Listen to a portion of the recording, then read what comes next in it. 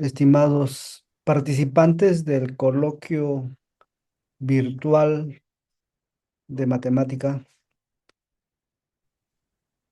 vamos a iniciar hoy día con la presentación de esta semana, eh, para lo cual tengo el honor de presentar a Jesús Pascual Ábalos Rodríguez.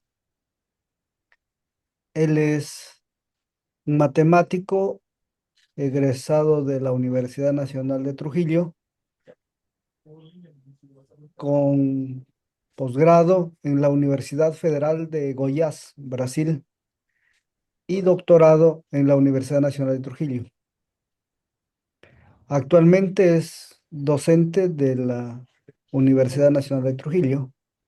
Su línea de investigación, que es en la cual vamos a escucharlo, es el cálculo fraccionario y ecuaciones diferenciales fraccionarias.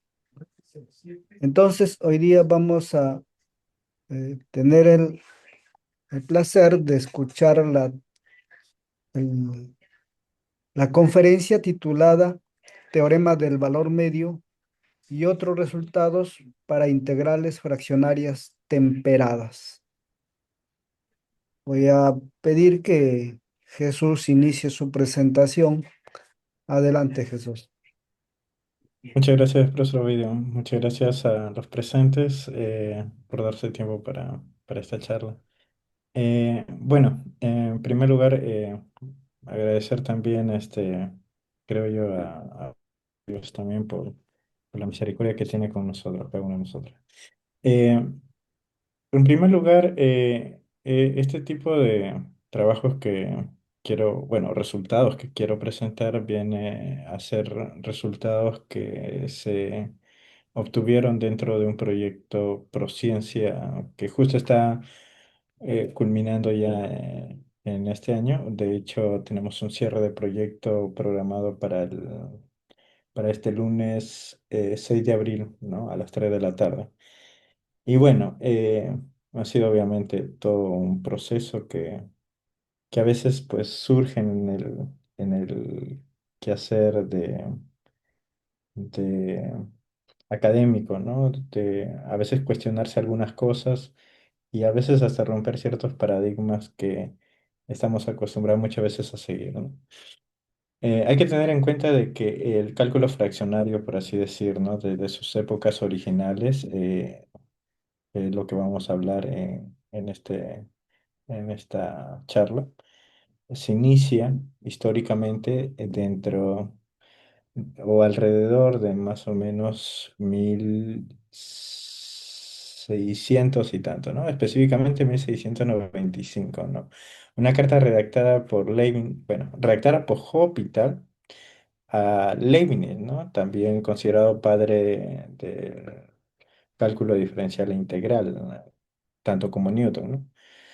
Y precisamente en esta carta, Hospital pregunta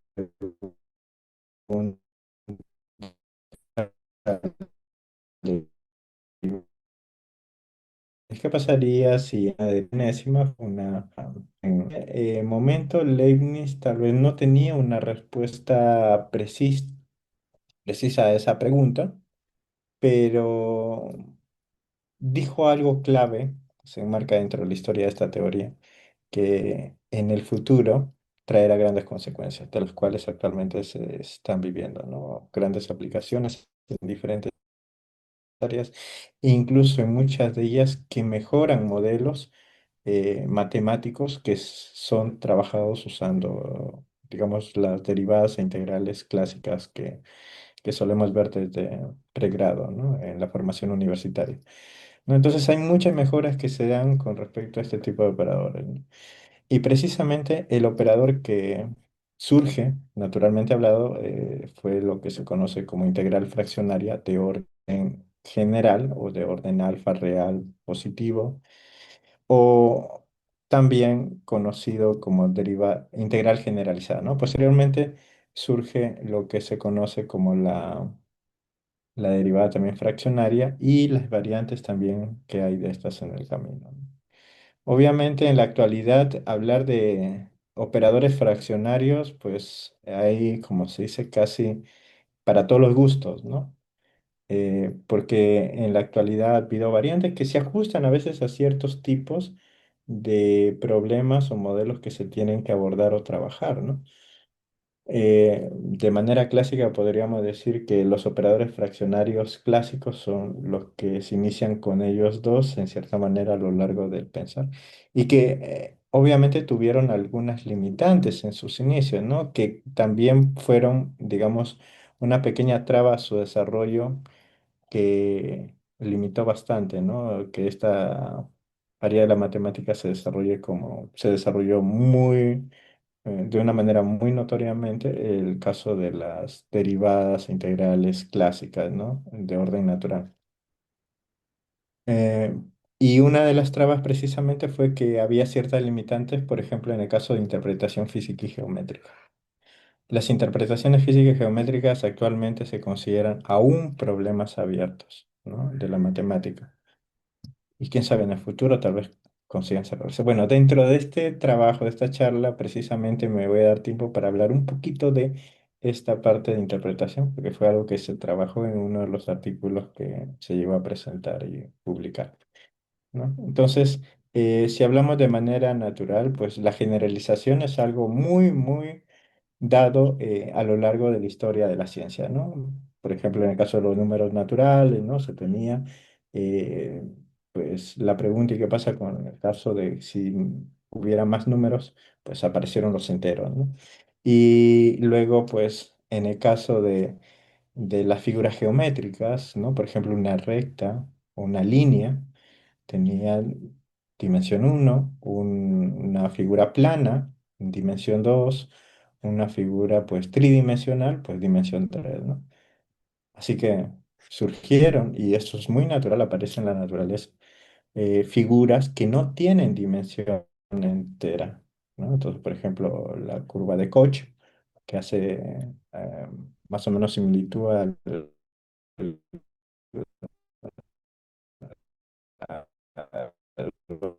cupo de nieve, tiene tipo, o la alfombra de Sierpinski. También es un objeto que habita entre dimensión uno y dimensión 2, ¿no? Dimensión 1,89.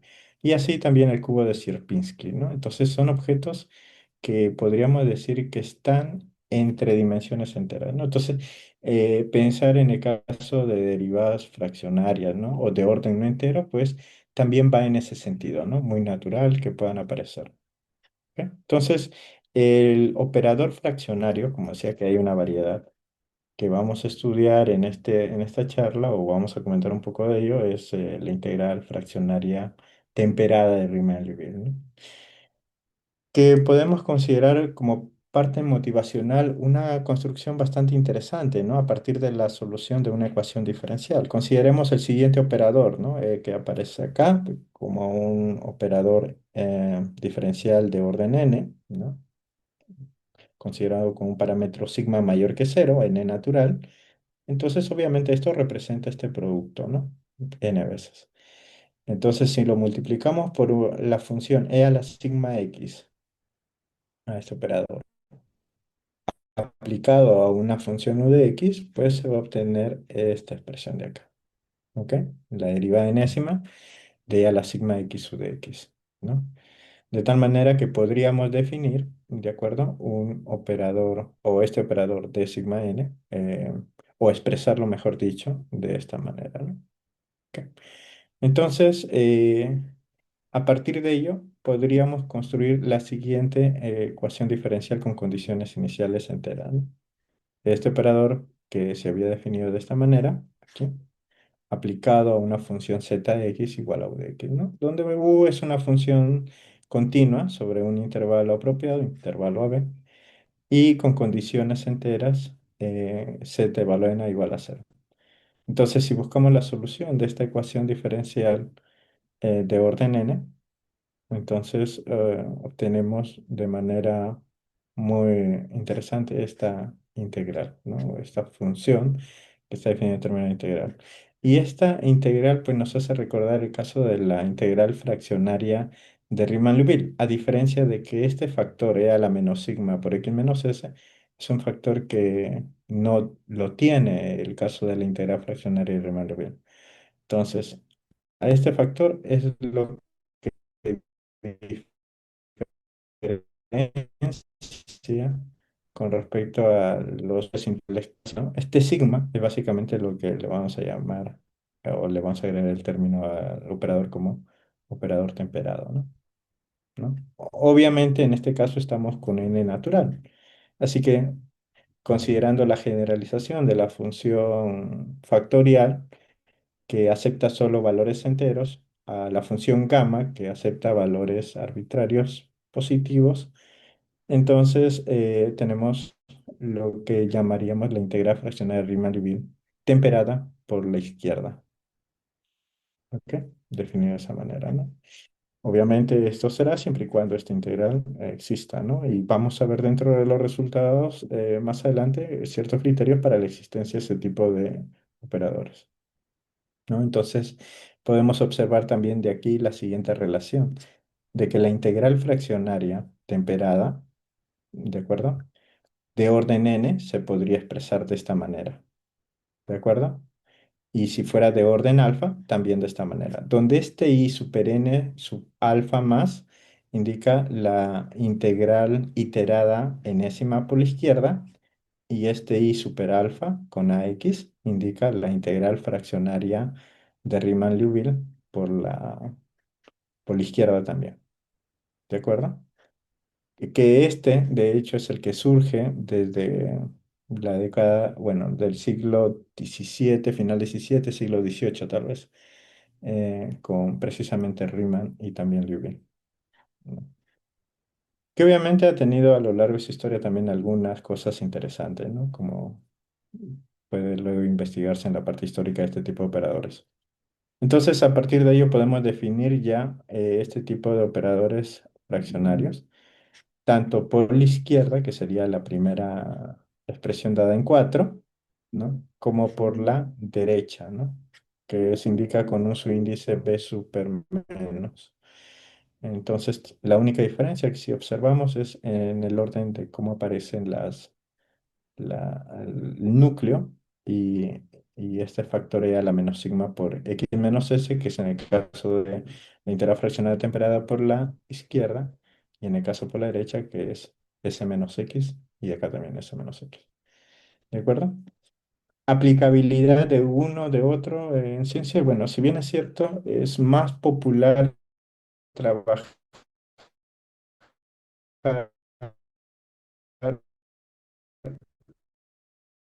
con la espera temperada y clásica, por así decirlo, también tienen cierta aplicabilidad.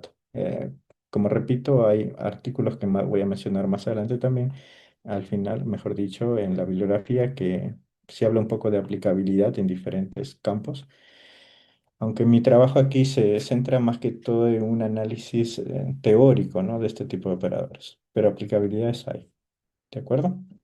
Muy bien. Entonces, podemos también, a partir de la integral fraccionaria, definir la derivada fraccionaria temperada, ¿no? Al igual que el caso clásico requiere de la integral fraccionaria, ¿no? Es así que tenemos acá la derivada fraccionaria temperada por la izquierda, definida de esta manera, ¿no? Precisamente este operador diferencial fraccionario, perdón, de orden entero que apareció en la parte motivacional, eh, aplicado a la integral fraccionaria de orden n menos alfa, temperada de hecho, ¿no? Y en el caso de la derivada fraccionaria temperada por la derecha, pues tenemos menos 1 a la n de esta expresión. Y este n tiene la característica de ser un número natural, que de hecho es el mínimo entero del número alfa, ¿no? No el máximo entero, sino el mínimo entero, ¿no? Eh, que, por ejemplo, si es que alfa fuera, digamos, 2,7, entonces el mínimo entero de 2,7 sería 3, ¿no? O si alfa fuera, por ejemplo, pi, entonces el n aquí tendría que ser 4. ¿De acuerdo? El mínimo entero mayor que alfa, ¿no? Podemos decir así, ¿no? Muy bien. Entonces, ahí tenemos esas definiciones que también surgen variantes, igual que en el caso clásico fraccionario, por así decirlo, que es la derivada de Caputo, ¿no? Fraccionaria temperada, ¿no? Hay artículos variados también que se trabaja con este tipo de derivadas fraccionarias. Incluso una de las ventajas que se tiene es que precisamente cuando se plantean ecuaciones diferenciales fraccionarias con la derivada de Caputo se obtiene condiciones iniciales enteras.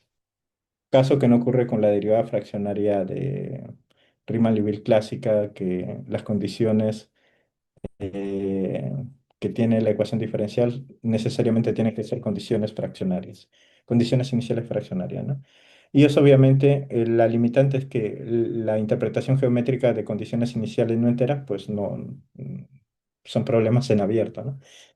Entonces por ella que la derivada de Caputo en su versión clásica, incluso temperada, ayuda bastante porque se puede trabajar con condiciones iniciales enteras, ¿no? Muy bien, entonces si tenemos alfa mayor que cero, n también el mínimo entero mayor que alfa, se puede considerar esta definición de derivada de Caputo tanto por la izquierda en la expresión 8 como por la derecha en la expresión 9. Hay que tener en cuenta que la única variante que se tiene con respecto al operador eh, fraccionario a la derivada fraccionaria temperada clásica clásica o temperada, cualquiera de ellas, es que se cambia, ¿no? O se intercambia de lugar la integral fraccionaria con el operador diferencial de orden n, ¿no? Entonces aquí, acá está primero el operador diferencial de orden n y luego la integral, ¿no? En el caso por la izquierda. Y en el caputo por la izquierda se tiene primero la integral fraccionaria y luego el operador diferencial de orden n. Entonces, obviamente, es en ese cambio donde se gana las condiciones iniciales enteras para el caso de el operador diferencial de Caputo. Temperado clásico, ¿no? Muy bien. Entonces, eso para dar un poco de panorama de los operadores que se tiene. Y vamos a comenzar a presentar algunos resultados ya que van a ser necesarios para nuestros resultados principales. ¿No? El teorema 2.1 nos considera si tenemos un alfa entre 0 y 1, con sigma mayor que 0 y una función continua sobre el intervalo b, entonces podemos decir que esta integral fraccionaria temperada por la izquierda de u es una función también de clase, bueno, una función continua, ¿no? Sobre el intervalo b. Entonces, podemos notar aquí que el límite de cuando x tiende a por la derecha de esta integral fraccionaria va a ser cero. Aunque puedas resultar muy trivial ese resultado, hay que tener en cuenta de que obviamente la información que se tiene aquí es solo de a por la derecha, ¿no? Porque la función está definida sobre un intervalo cerrado b.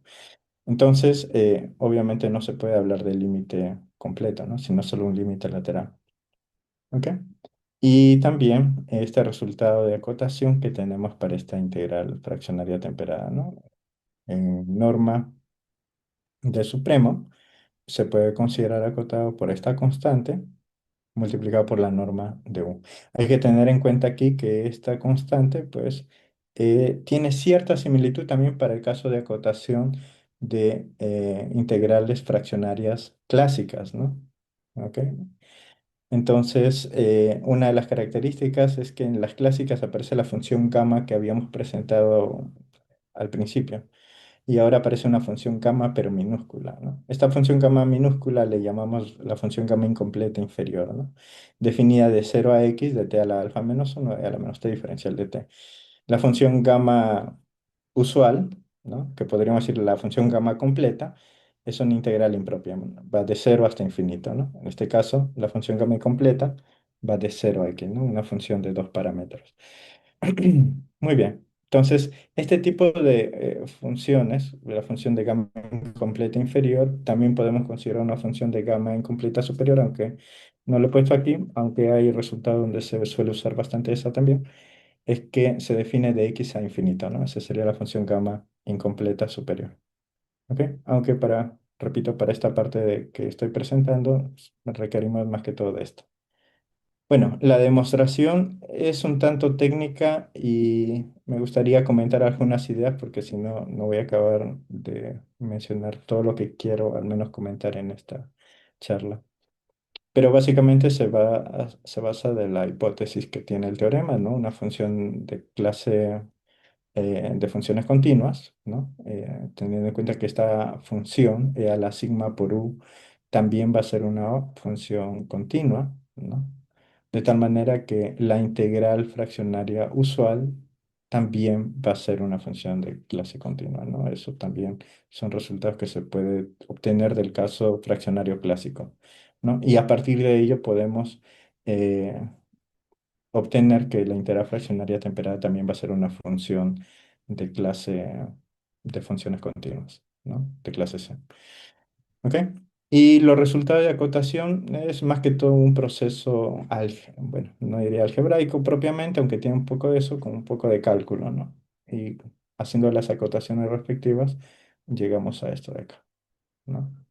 Que podría mejorarse ya acotando también esta función gamma incompleta inferior de esta manera, ¿no? Teniendo en cuenta que es una función monótona. Y con eso ya se tiene ese resultado de acotación, ¿no? Eh, Hay que tener en cuenta de que este tipo de resultados se trabaja, o bueno, se tiene bastante en la parte de la teoría de integrales fraccionarias temperadas, e incluso también si iba a trabajar con el profesor Torres y Montalvo, ellos presentaron un artículo con algunos resultados sobre esto también. ¿Ok? El teorema 2.2 nos establece que si alfa es un número real entre 0 y 1, sigma mayor que 0, y si U es una función de clase C1, entonces la integral fraccionaria temperada de orden alfa y parámetro sigma también va a ser una función de clase C1. Solo que eh, en este caso definida sobre el abierto, ¿no? Igual en este caso tenemos ciertas ideas parecidas al caso anterior, solo que ahora la hipótesis nos permite usar esta condición, ¿no? El hecho de que la función es de clase C1, podemos hacer uso del teorema fundamental del cálculo y en el desarrollo, pues podemos llegar a observar precisamente de que esta integral fraccionaria, pues, cumple las características que tenemos también, ¿no? Que va a ser de clase C1. ¿De acuerdo? Muy bien. En el lema 2.1, que es básicamente para los operadores que habíamos definido también al inicio, este operador que aparece en la ecuación 13, ¿ok? Que es el operador diferencial de orden n que depende de un parámetro sigma, ¿no? Aplicada a la integral fraccionaria de orden n y parámetro sigma en u de x es igual a u de x, ¿no? En otras palabras, podríamos decir que este es el operador inverso de este operador, eh, no propiamente fraccionario porque el n es un número natural o entero, pero se tiene ello, ¿no? Y si consideramos en el caso contrario, haciendo una conmutación, ¿no? Obtenemos no precisamente el u de x, sino este resultado, ¿no? U de x menos c a la menos sigma por x menos a multiplicado por esta suma, ¿de acuerdo? De suma finita de términos. ¿Ok? Igual el desarrollo conlleva algunos tecnicismos que luego voy a mencionar donde tal vez se puede encontrar con un poco más de detalle, que son precisamente los artículos de los cuales se, se han publicado, ¿no? Pero la idea básicamente consiste, bueno, usar definiciones en base también ayudándonos de resultados que se tienen, por ejemplo, como el teorema de Taylor y, y las definiciones que se tienen, e incluso algunos resultados que hemos mencionado previamente. ¿De acuerdo? En la proposición 2.1 tenemos algunos resultados también que nos menciona para alfa mayor que cero, n natural, alfa entre n-1 y n, ¿de acuerdo? Sigma. mayor que cero también. Bueno, en todos los casos consideramos sigma positivo y en este caso u una función de clase Cn, ¿no? Entonces acá la derivada fraccionaria temperada de orden alfa de u de x se puede expresar de esta manera, ¿no? En el caso de la derivada fraccionaria temperada por la izquierda y por la derecha de manera análoga. ¿De acuerdo? Para la versión de Caputo, pues tenemos este de acá. Nótese que aquí aparecen también unas D, pero a diferencia de la temperada, que aparece como una D con doble línea, esta D simple, mayúscula, son las derivadas de Riemann-Liouville, para el caso de acá, tanto por la izquierda como por la derecha. Y en el caso de la ecuación 16 son las derivadas de Caputo, tanto por la izquierda como por la derecha. Es decir, hay una relación del caso temperado con el caso clásico fraccionario, por así decirlo, ¿no? Y bueno, también es un resultado bastante interesante porque, de hecho, algo que es importante incluso a veces de mencionar es que este tipo de operadores que se pueden relacionar de esa manera es, si yo tengo una ecuación diferencial fraccionaria de Riemann-Liouville, temperado inclusive, con condiciones fraccionarias, condiciones iniciales fraccionarias, entonces puedo llevar a una ecuación diferencial eh, fraccionaria también, temperada o clásica, pero con condiciones enteras, ¿no? Porque hay relación entre este tipo de operadores. Y eso puede ser una ayuda, aunque a veces el proceso de llevar de una a otra no es a veces tan cómodo de trabajar, pero tampoco imposible, ¿no? Bueno, algunas ideas que ahí se mencionaron también sobre ese resultado, aunque, repito, las partes extensas están en los artículos un poco más expresados para su estudio, ¿no? Ok, me gustaría pasar al teorema 2.3 para abreviar un poco el tiempo porque me comentaron de que es alrededor de 45 minutos esta palestra. Es precisamente los resultados de comparación, ¿no? O cómo se relaciona la derivada fraccionaria de Caputo con la derivada fraccionaria temperada de Riemann-Liouville, ¿no? La derivada fraccionaria de Caputo por la izquierda es la derivada fraccionaria de Riemann-Liouville temperada por la izquierda también, menos esta suma finita de términos. Nótese que aquí este d sub sigma es el operador diferencial de orden entero que se había definido al inicio. Similarmente para el caso de la derivada fraccionaria temperada de Caputo, ¿no?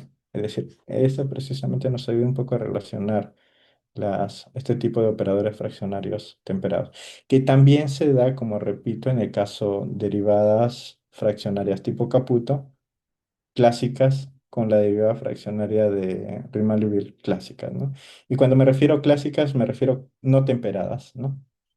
Ok. Muy bien, el teorema 2.4 establece también condiciones de si U es una función de clase Cn sobre el intervalo AB, y alfa en un número entre n-1 y n, sigma mayor que cero, entonces la derivada temperada fraccionaria de Caputo también está en un espacio de funciones continuas, ¿no? Es decir, en este caso baja, ¿no?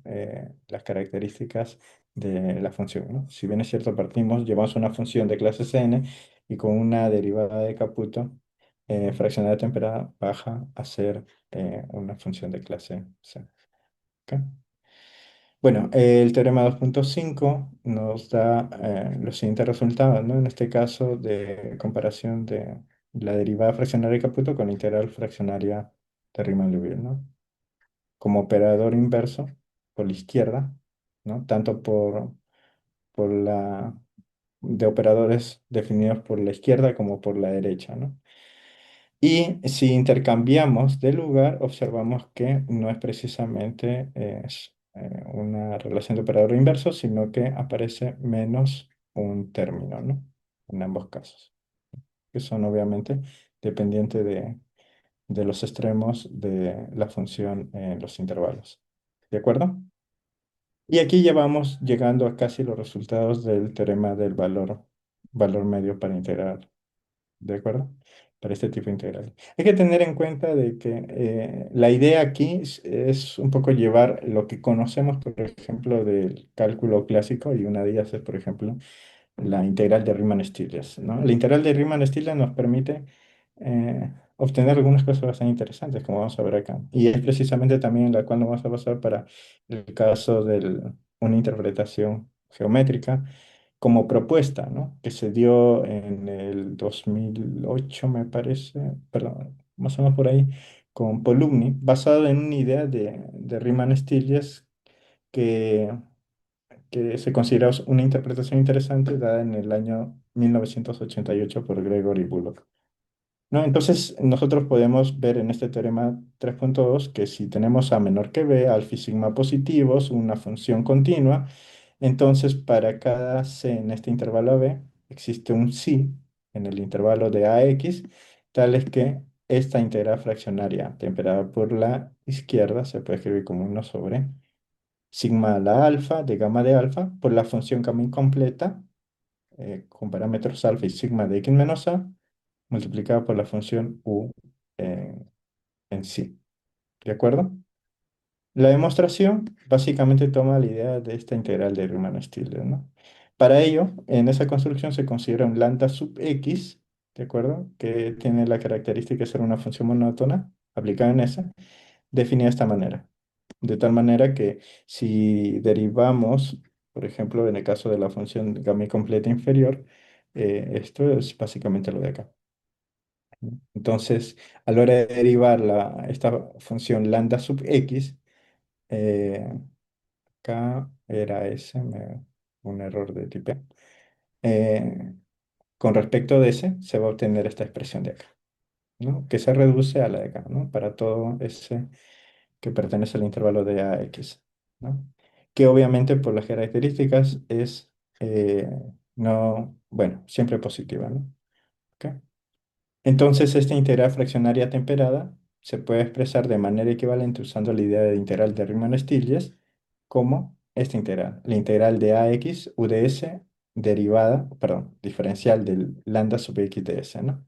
Entonces, es precisamente esta parte de acá, donde se ayuda de esta nueva función lambda sub x de s, que nos permite ver la integral fraccionaria temperada como una integral de Riemann-Stieltjes. Y la integral de Riemann-Stieltjes, como mencionaba en un artículo de 1988, se considera una interpretación bastante interesante que se le llama posteriormente como sombras en la. Esta integral fraccionaria temperada la podríamos escribir así, que es lo mismo esto de acá. ¿De acuerdo? Muy bien. Y es precisamente lo que eh, se tiene como implicancia en este teorema. ¿Ok? Otro resultado que se puede considerar es que si tenemos un alfa mayor que cero y menor que uno, y un sigma mayor que cero, y si u pertenece a la intersección de funciones continuas con la función de clase C1 sobre el intervalo abierto a B, entonces para cada x que pertenece al intervalo abierto a B, existe un sí que pertenece al intervalo x, tal que u de x se podría expresar de esta manera, ¿no? Nótese aquí, tenemos e a la menos sigma x menos a por u de a más la función gamma incompleta inferior de estos parámetros sobre sigma al gamma de alfa por la derivada de Caputo evaluada en sí. ¿De acuerdo? Que es una idea también que es, podríamos decir incluso general, del teorema del valor medio temperado. ¿Ok? Y así podemos también obtener algunos resultados también como el caso de que si u es una función no negativa y no decreciente, entonces también la derivada fraccionaria de Caputo va a tener cierto comportamiento, por ejemplo, ser mayor o igual que cero para todo x que pertenece a B. Y si es no positiva y no decreciente, entonces la derivada de Caputo temperada va a ser menor o igual que cero, ¿no? Para todo x en el intervalo B. ¿Ok? La demostración, en cierta manera, sigue pasos que, que se toma de acuerdo a lo que conocemos también como el cálculo clásico, ¿no? De análisis de funciones monótonas, ¿no? Utilizando derivadas. En el teorema 3.5, de manera similar a lo que había mencionado, solo que ahora multiplicando por una función a la sigma x, ¿no? A la función. Llamamos a esto un h de x. ¿Ok? Y la demostración también lleva algunos pasos que quisiera saltar, ¿de acuerdo? para llegar a la parte de la interpretación que se considera aquí. ¿De acuerdo? Bueno, el teorema 3.6 también nos da resultados con respecto a la derivada fraccionaria temperada de Caputo, ¿no? Que es siempre no negativa, es decir, mayor o igual que cero, para todo x que pertenece a B y alfa en este intervalo, sigma también en este intervalo, siempre que existan este alfa sub 0 entre 0 y 1 y este sigma sub 0 que tiende a 0 y el u que pertenezca a la función de clases a 1. ¿De acuerdo? Bueno, la interpretación geométrica, ya un poco para correr en esta parte de exposición, es básicamente basada en lo que mencionaba como sombras en la pared. Un poco para explicar la idea de esta figura en este cuadrito o en este cubo. Nosotros tenemos tres especies de curvas, ¿no? Una primera curva, que vendría a ser la función u de x, que está en este primer plano de este cubo, la de verde. Y tenemos aquí una curva de color azul, más o menos, que está siguiendo una secuencia de puntos, ¿no? Esta viene a ser la que se obtiene a la hora de trabajar la integral fraccionaria temperada, ¿no? Que depende de la función lambda sub x de esa. Esta, al proyectarse sobre este nuevo plano, se obtiene la curva de color naranja. Esta curva de color naranja, ¿no? Hasta cierto x, por ejemplo, si x termina en 1.5, está representando básicamente el área bajo la curva, ¿no? Pero no es de la misma función u de x, sino es de una nueva función, ¿no? Esa idea, como repito, se toma de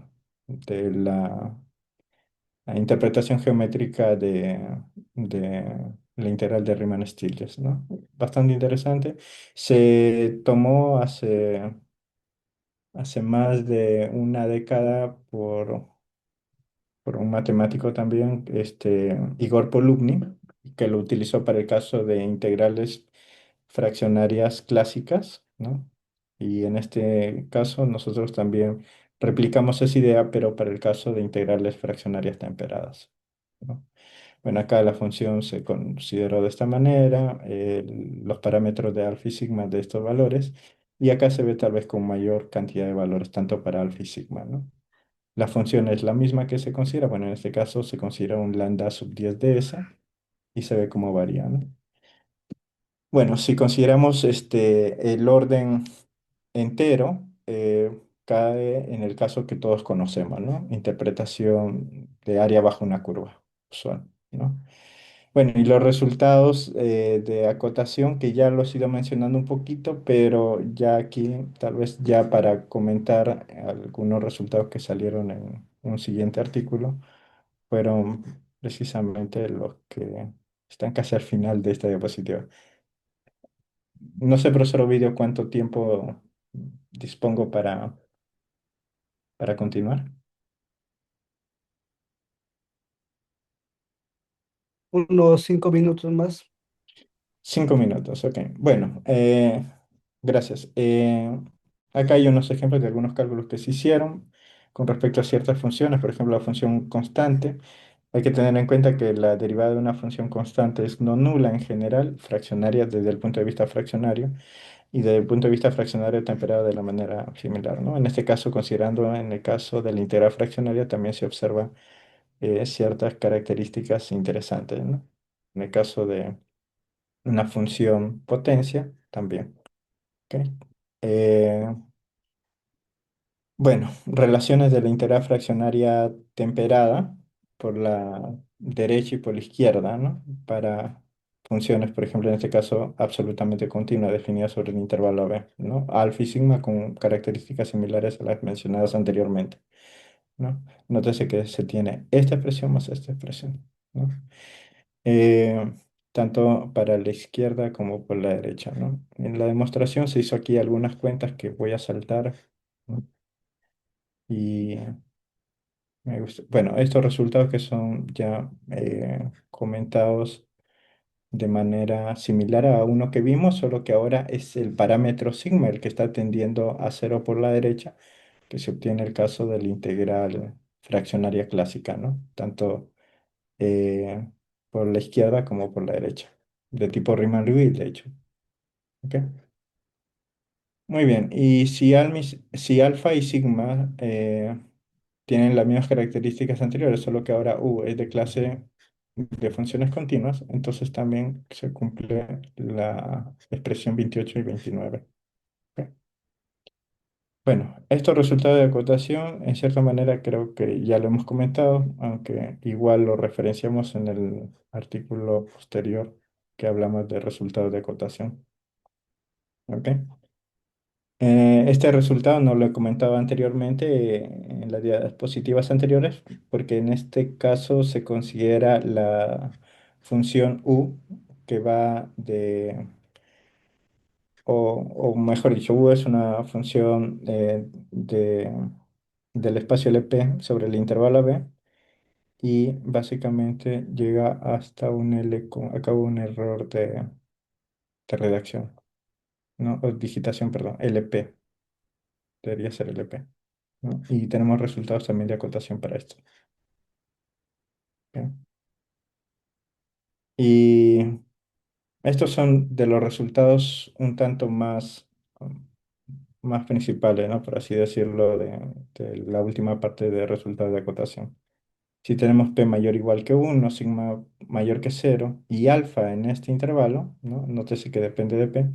Entonces la integral fraccionaria temporal de Riemann-Liouville, tanto por la izquierda como por la derecha, están acotadas del LP en AB en el EQ de AB. Para cada, acá debería ser para cada alfa que pertenece a este intervalo. De hecho, me faltó acá en esta última parte, alfa pertenece a este intervalo.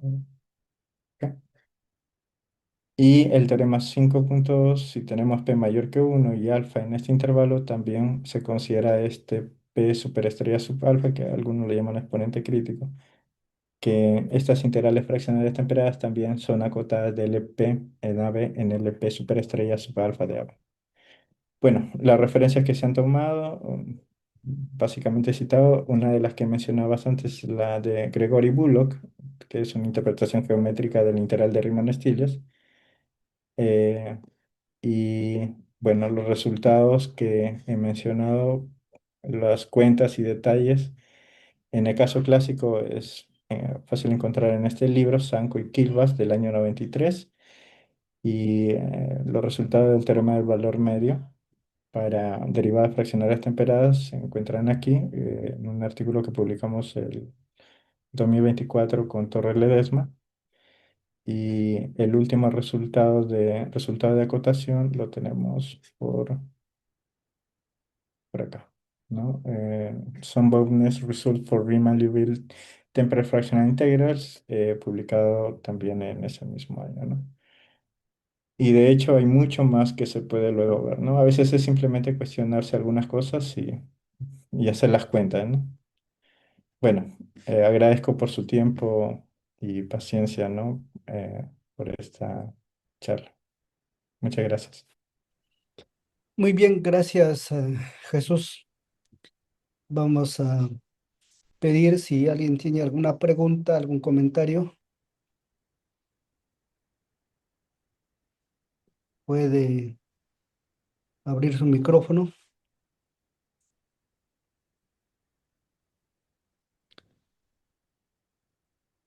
Buenos días, buenas tardes con todos, profesor Ovidio, profesor Jesús, Adelante, con Enrique. todos.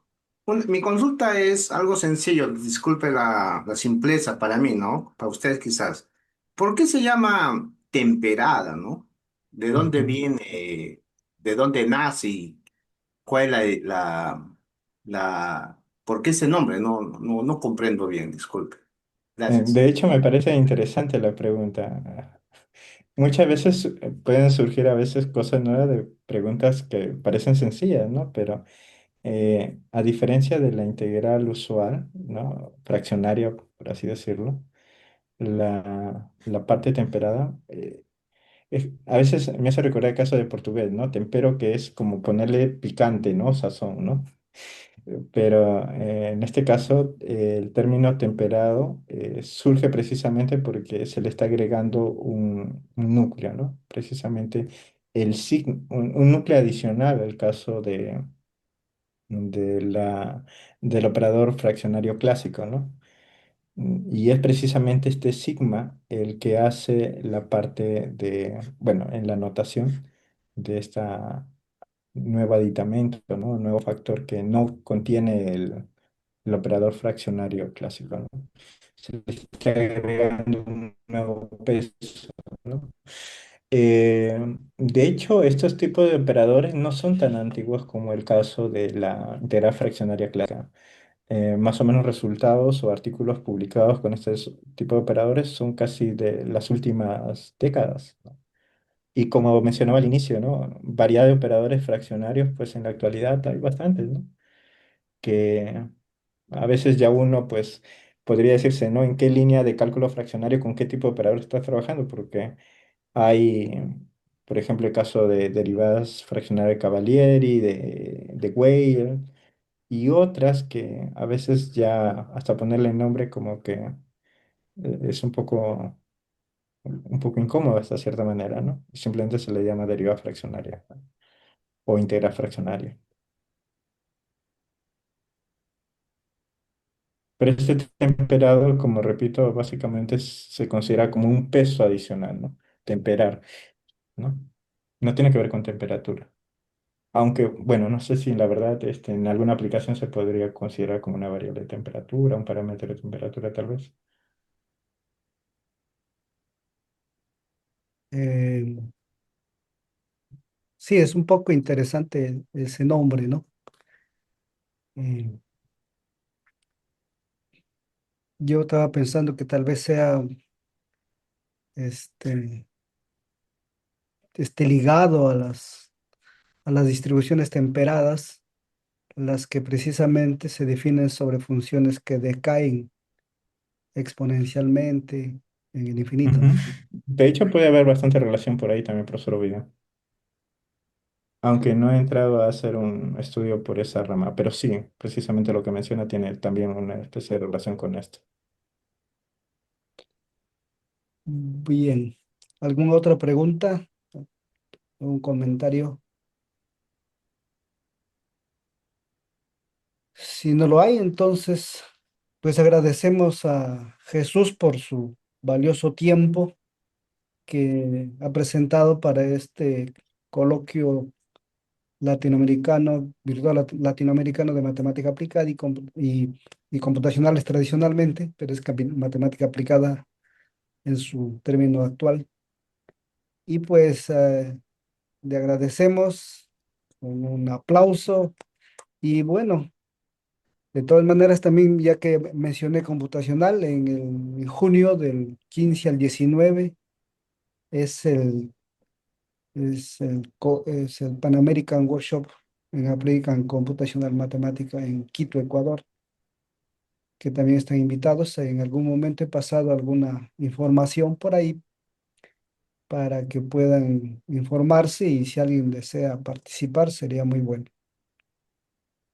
Muchas gracias, Jesús. Muchas gracias a todos los presentes.